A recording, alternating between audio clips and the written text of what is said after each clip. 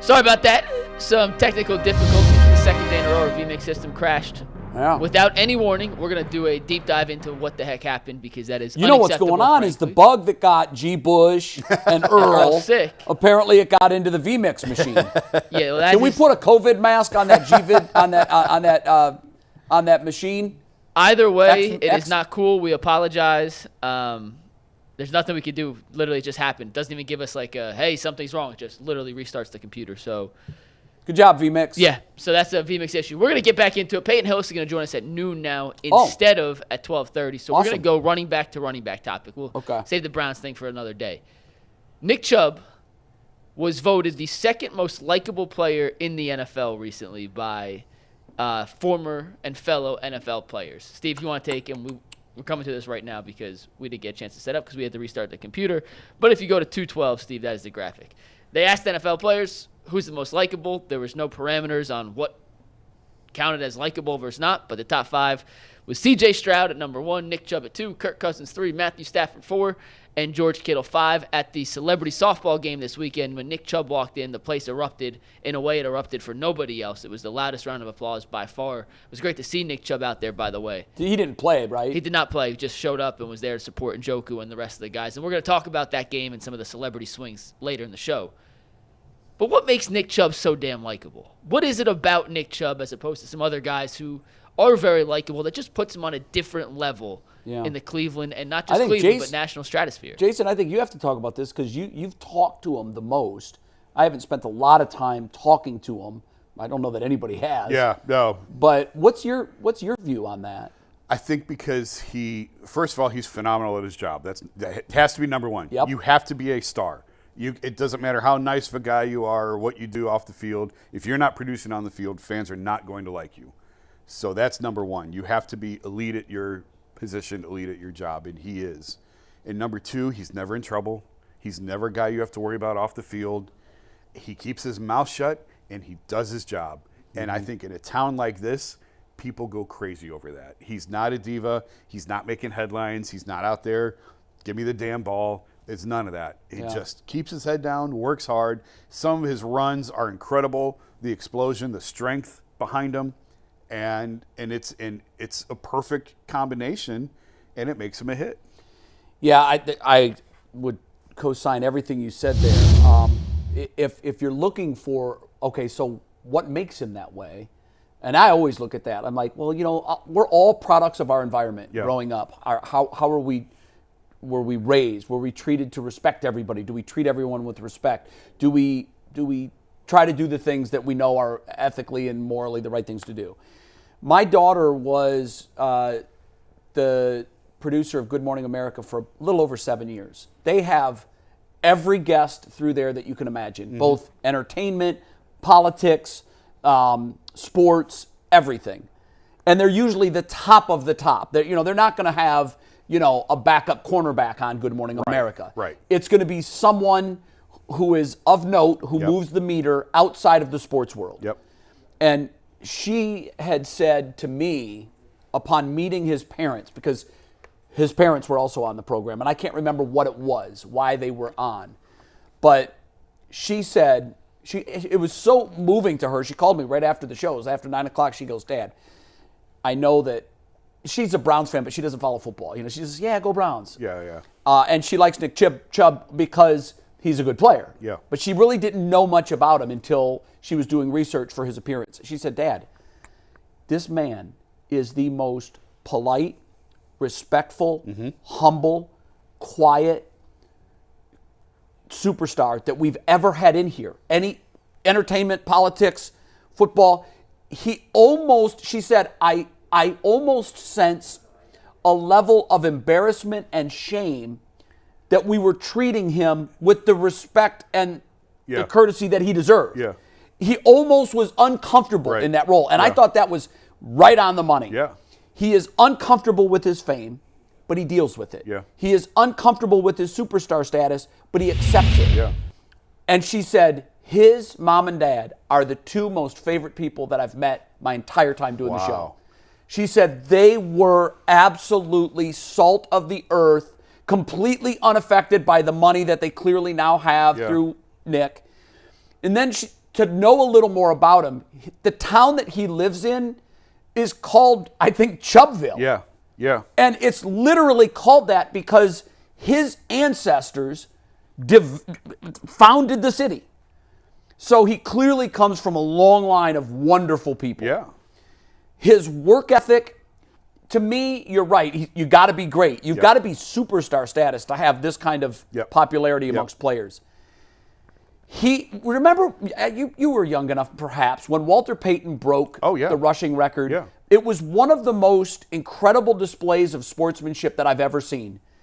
Every single player from the opposing team wanted to shake his hand. Yeah. For popularity amongst your peers, I always use Walter Payton.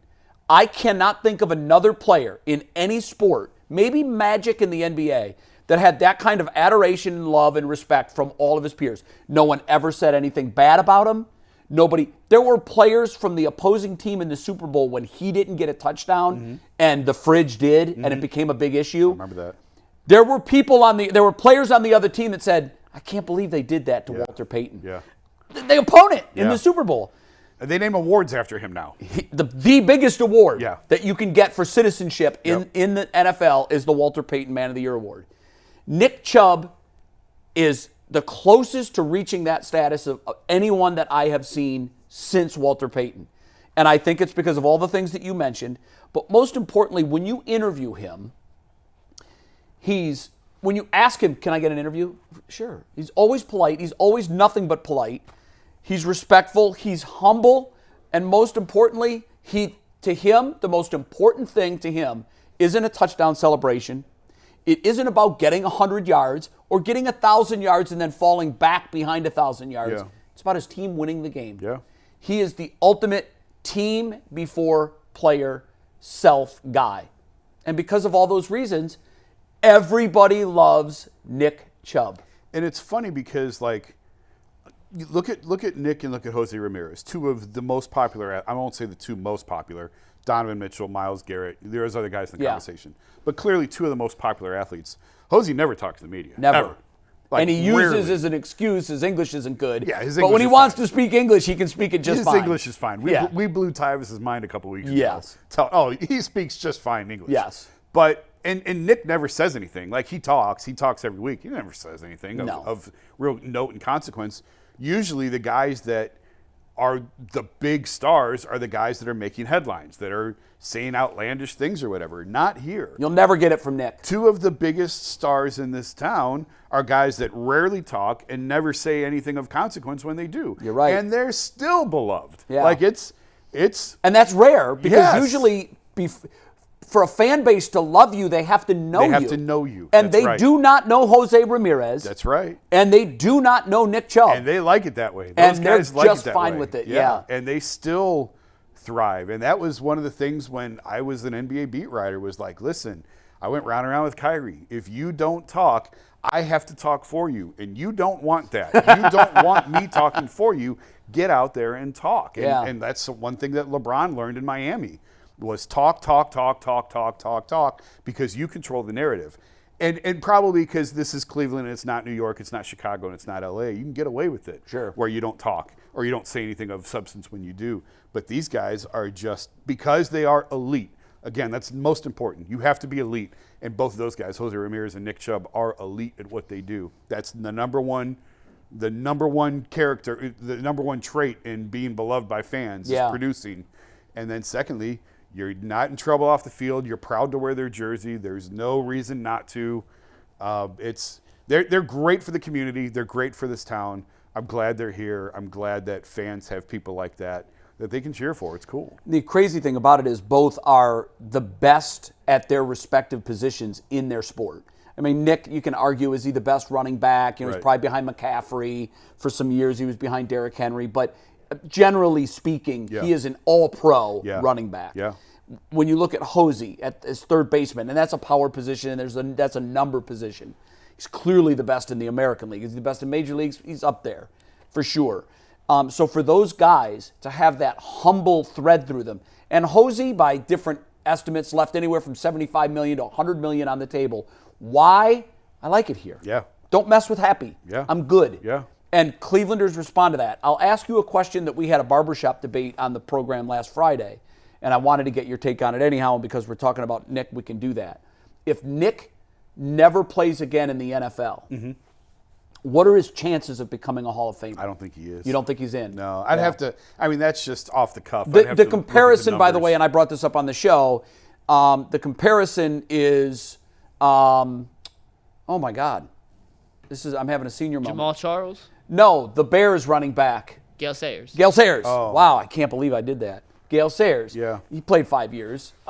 He has more yards than Gale Sayers. He's had a better career than Gale Sayers. But it's a different time. Yeah. And so I don't know. I think he does have to do more. Yeah. But I thought he was on a – I thought the Browns had multiple guys on a Hall of Fame track a couple of years ago. And still. I think Miles is. Miles is on a Hall of Fame Definitely. track. Joel Bitonio, it's hard for guards, but in my opinion, he's on a Hall of Fame track really? to get in. Because we didn't think he was. Yeah, I think it's going to be close because he's a guard. Right. And he's played on a lot of terrible teams. There's like single-digit guards in the NFL Hall of Fame. I know. In the Pro Football Hall of Fame. I know. It's stunning. But I think a couple more years at this level, and I don't know if he's going to get a couple more years at this level. There were signs of breakdown last year. Age and injuries are catching up with him. I think he's a borderline guy. I think he can Wow, get in. that's good to hear. I would love to see that. Nick is another one. Like, he was on a track for that before this knee. Lost, obviously, last year to that. We'll see what kind of player he is when he comes back. But I mean, I think one day the Browns could retire number 24 and he could wear a gold jacket. I do think there's more work to be done just to ensure that. But what I said on the show Friday was, this is, in essence, this is a popularity contest too. Yeah. And would you want to be the writer in the room that said no to a Nick Chubb when there were examples in the past of guys like Gale Sayers and others that didn't have long careers but still made it to the Pro Football Hall of Fame because when they did play, they were at that level. Yeah. And through no fault of their own, through vicious injuries. Like, his injury is not quite on the Joe Theismann scale, but it's close. Yeah. You can't look at it twice. Brutal. It's brutal. It'll be an interesting conversation in that room when that time comes. And we have two Cleveland writers who are on that Hall of Fame committee, which is, I think, I don't know the entire list, but I think that's pretty unique to have two from one city. Yeah, I know not every city has two. Right. So that'll, you would think that would help a little bit. Yeah. And we'll see if they're both still doing it when he goes in, when he's eligible for that. Right. Because that's still quite a few years off. But I don't know. We hope. Yeah, well, hopefully. But I don't think he's there yet. Okay, that's interesting. I just thought I'd throw that in there. Two other things that I wanted to touch on today, and I know that we're still kind of in the middle of this, but I wanted to do this before I forgot.